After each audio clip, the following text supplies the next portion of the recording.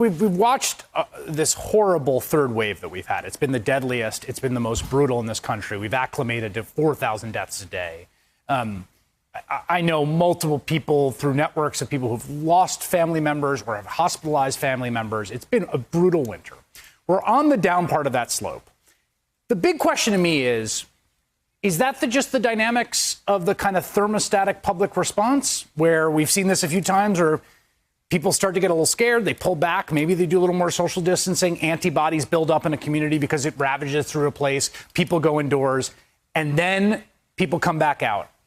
And I guess the big question is, like, how confident are you that we're not going to get a fourth wave? What has to happen for that to happen? Right. Okay. Chris, you raise a very good point. When you have the surge, you have to figure out what triggered the surge. The big surge that we've been through right now that has been so devastating was a combination of a bunch of things. The cold weather, which forced people indoors. The post-holiday gatherings, Thanksgiving, Christmas, New Year's. We knew we were going to see that kind of surge. All of those things together, one maybe more than the other, but that led to that. You can't keep going up like that indefinitely. That's the reason why you have the plateau.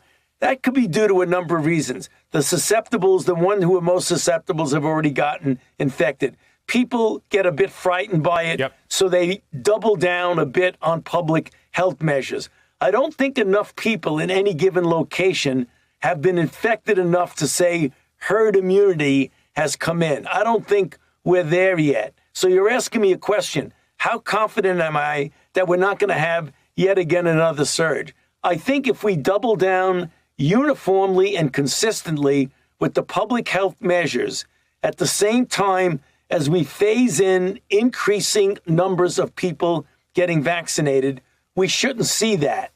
One of the wild cards, Chris, that we have to keep an eye on are the mutations, the mutants that are out there. Because if they become dominant, that then could lead to another surge.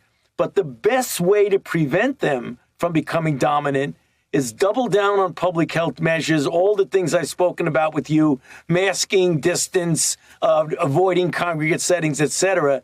At the same time as with the supplies that we have, we vaccinate as many people as we possibly can. If we do that, and I underline the if, we should then continue to see the downwards trend. But we've got to keep our eye out on the mutants, because if they become dominant, they could be a problem. Hey, thanks for watching our YouTube channel. You should know that you can follow today's top stories and breaking news and catch up on your favorite MSNBC shows all in one place.